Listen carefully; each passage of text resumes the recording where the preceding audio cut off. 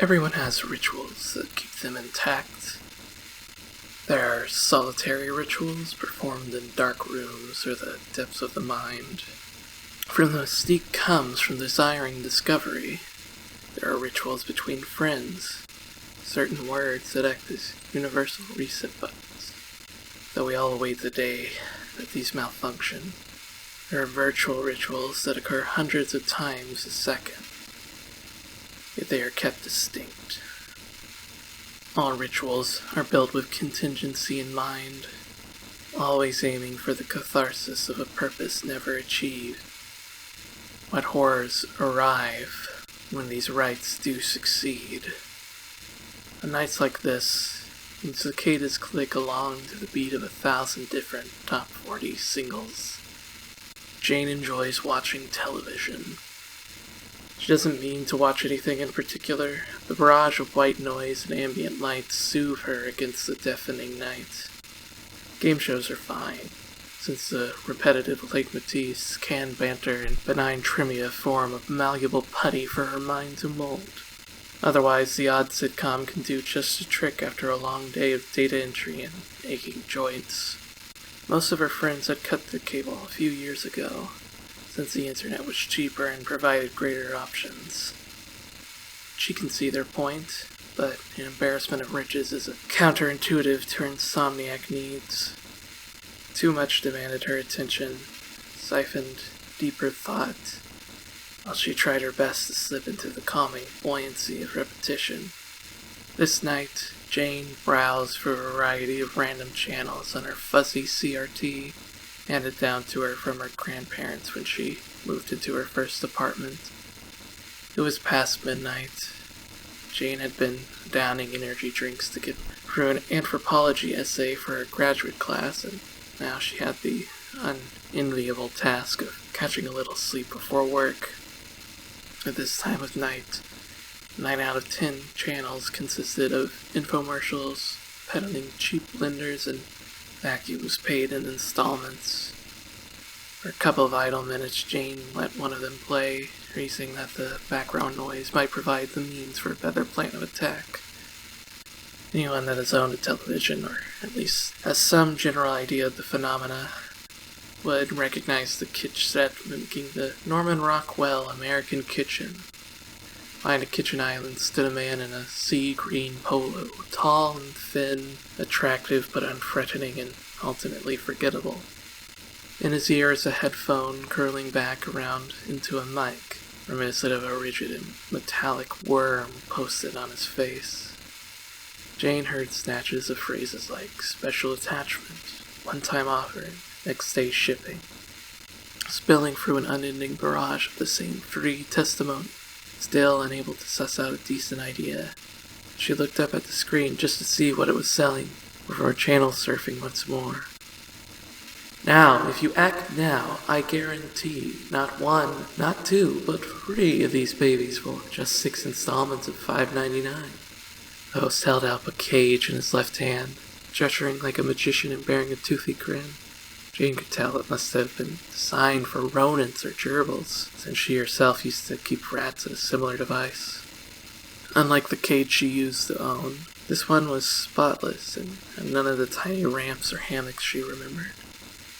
The man then placed the cage onto the island before him, swiveling it around with both hands so that the door faces the camera. Lifting up the latch, he opens the cage with an audible squeak. The implacable smile twitched, eliciting an involuntary blink before locking his teeth back into place, as if the man had just heard claws scraping against a chalkboard. You call the number on screen, we'll throw in a complimentary bottle of WD-40 for no extra charge, along with 2 of our patented squeeze and squirt utility wipes, and the instructional video, losing weight without the heartache. The man shrunk into a smaller picture as bright white font spelt out call 1-888-929-RATS, and disclaimers scrawled across the bottom edge at a speed and size impossible for her to make out. My kind assistant Katie will demonstrate both the ease with which anyone can oil the hinges to your fantastic trap and the perks you can expect once you reach triple radium class. At once, Jane felt like she had witnessed something never meant for her eyes, and that she was being had. She knew that infomercials were taped long before they ever aired, so it seemed frivolous that they would allow such a flub, especially since they had recycled so much throughout the rest of it. Then again, what she had heard was so full of non-sequiturs approximating the feel of an infomercial that it had to be a parody.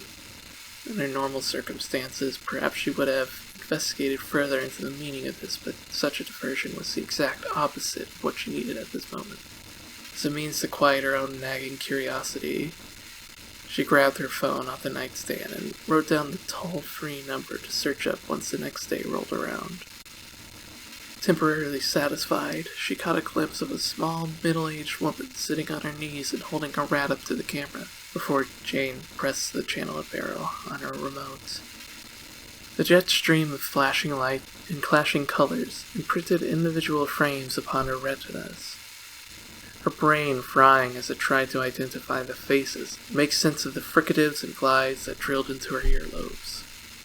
It was less than a minute before she settled upon another channel, but the cacophony of the transitory tunnel felt as if it could send her through time, divorced from her body. She landed upon a familiar sight. A fat and balding man reclining in a seat, while a woman half his age stood between him and the television. Though she could not identify the specific characters, their archetypes were as bright as day. "Tommy, are you just gonna sit on your butt all day while I slave over the microwave? My boss is a very traditional man, and I can't have him thinking I married a bloated tick that can't bring home the bacon. Not to say your suspension from the force was at all your fault." Tommy sat up in his chair and leaned forward, his brow furrowed as his eyes locked onto the television prop in the foreground. He folded his arms over his ample stomach and continued to ignore his wife, though now his concentration was locked on something outside of his view. A few times he looked up at the woman, then back to the TV, pantomiming a double take, turning over into a triple and then quadruple take. "Dana, look behind you for a second. There's a lady sitting up on a table and she's holding a mouse or something. Are you listening to me? Am I seeing things?" Dana turned around and placed her palms up against her skirt with a loud huff. A hollow, rhythmic bang came from the TV, like old pipes reverberating as water pumps into them again. Instead of rushing water, however, this process culminated in a high squelch before everything went silent. The low buzz of the CRT now dominated the room, punctuating the very lack of ambience from anywhere outside of its breath. Tommy's jaw fell open and his arms slumped past the elbow rests of the chair, whereas the silence dropped out only to be replaced by the chortling of a canned audience. "Wouldn't it be nice if we had one of those? I'll put it in order, as long as you promise to mow the lawn.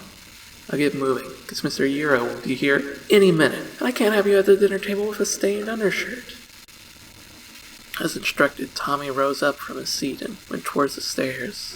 He took one look at his wife, sizing her up and down while placing his gray sock on the first step. He returned his attention to climbing until he reached the fourth step from the top of the screen and stood stock still. Dana, apparently satisfied, walked out of frame towards the presumable kitchen. Retracing his steps back to the bottom, Tommy slowly placed his eye up to the peephole of his front door, playing up an exaggeration of stealth while maintaining a stony face. The soundtrack played a motif reminiscent of the Mission Impossible theme, though certainly run by the producers in order to prevent a lawsuit. Jane dropped the remote from her shaking hand and rose from the bed, convinced that she must be dreaming. The schlubby man on TV punched his door in an act of impotent desperation, the cacophony of guffaws drowning out something mumbled under his breath. Jane knew a few tricks for how to determine whether or not she was dreaming. She had taught herself how to induce lucid dreams in high school. Common tell is whether or not you can flip a light switch on or off, because the lighting of one's dream isn't determined by a single electrical circuit. The soft click of the switch accompanied the searing bright of the LEDs in her ceiling fan. After a few moments of adjusting her sight, she saw the man pull the cabinet his landline rested on out from the wall, only to reveal a limply hanging cord and no outlet to speak of. Jane pressed the power button, causing the image to collapse and blink out as the former buzz turned to a high whine and then silence. falling back onto her mattress. Jane pulled the duvet just under her nostrils, kept an iron grip. She wasn't dreaming. She reasoned that she must simply be delirious from her own exhaustion. Her muscles and joints locked up into the sleeping position as her room sank into a muddled exhibition of silhouettes. Why couldn't she sleep like this? Everything from her toes to her arms to her eyelids wanted to rest, yet her mind felt otherwise. She could not settle with the simple explanation that she herself provided because she knew from many other college all-nighters that she would not normally hallucinate.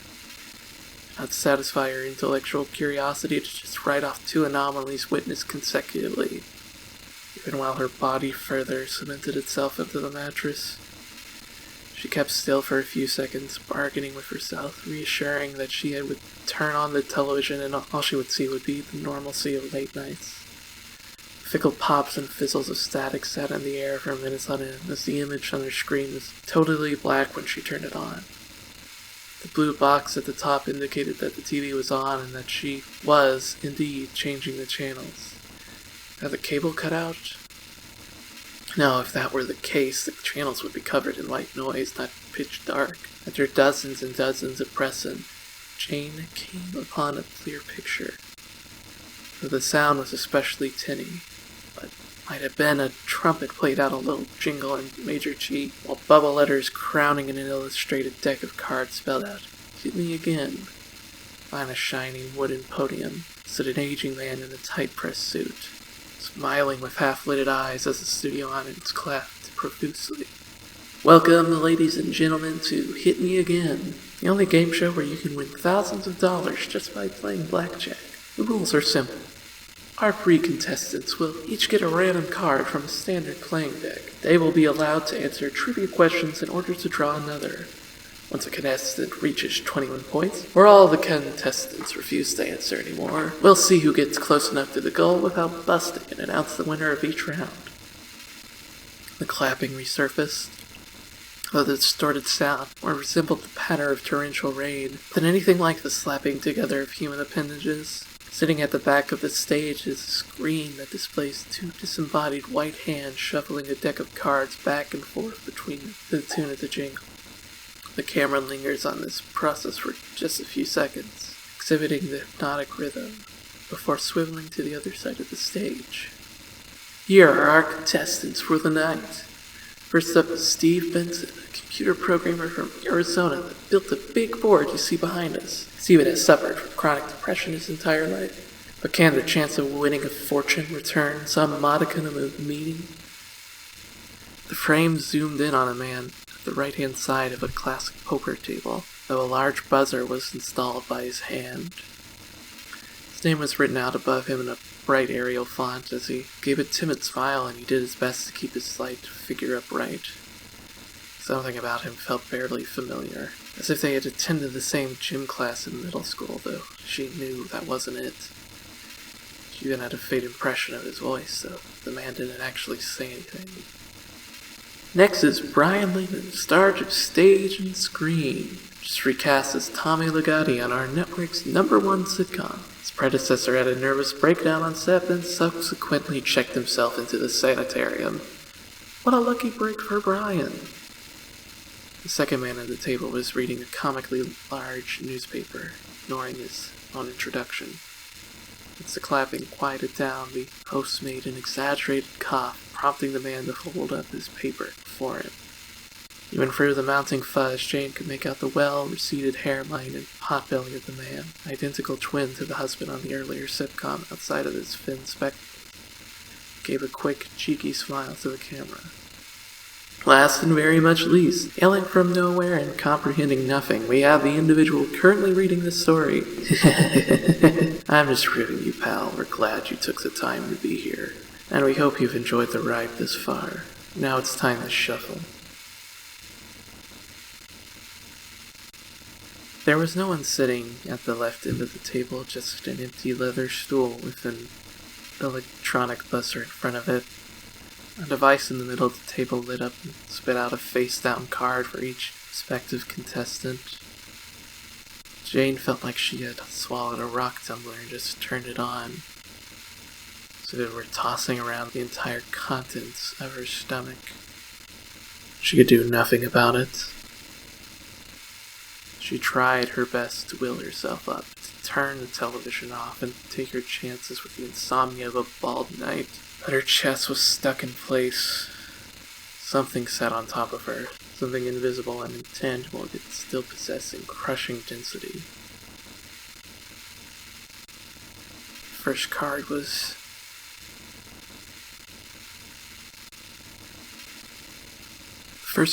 the Seven of Clubs. Okay, first question. What product was the infomercial selling? Tommy slammed the button and blurted out his answer. Apparently correct. The machine spit out another card, this time face up with its suit and value projected on the big screen.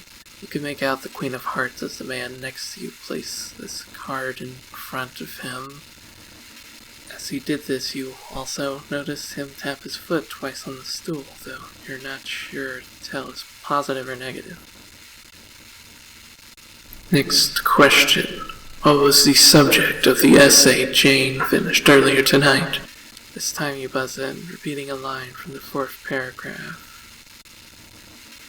The host bares his teeth at you, though the screen's static obscures whether he's smiling or grimacing. You quickly snatch the card that everyone already knows you have, since the screen projected it before you could get a finger on it. 3 of diamonds. What is the thing that has been staring through the window? Jean is positioned against the window, her head bored right beneath the sill. As you might imagine, her localized paralysis allowed her only to flail as the flesh ran out of her cheeks. Unable to get anything but the slightest glimpse of whatever was behind her, there was no sclera to make out, only a huge, blackened mass that one could easily mistake for the night itself. Were it not for the fine hairs you can just spot when your eyes fully adjust. Without the summer ambience of cicadas, Jane couldn't get the idea out of her head that the television was breathing. The shallow drone of a patient observer. Calm and deliberate. Stephen pressed down onto his button, tasting each syllable of the answer as he sounded it out. The name was familiar, Egyptian perhaps. Something about the trill in the R didn't seem right, and your recognition was cut short.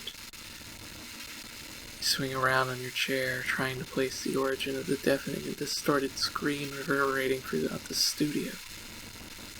Featureless heads in the audience just clap and clap with their gestalt hands, and your sight lands on the vintage TV production camera pointed at you. Then, without any warning, your chair spins and snaps your back before the host. It snaps you back before the host. The screen is gone. What condiment jar did you leave open on the kitchen counter last night? You squint your eyes in disbelief, yet buzz in anyhow. Certainly forgot to put the mayonnaise away after you made a late-night ham sandwich, and by now there were probably tons of ants having a heyday in the rancid egg whites. You can picture them, an orgy of inky exoskeletons gorging themselves and ready to return to their colony. All the while, once dormant bacteria reproduces itself over and over until the mayo is the color of parchment. The mental image is so overwhelming you don't notice the card sliding from the machine until you turn your eyes to it.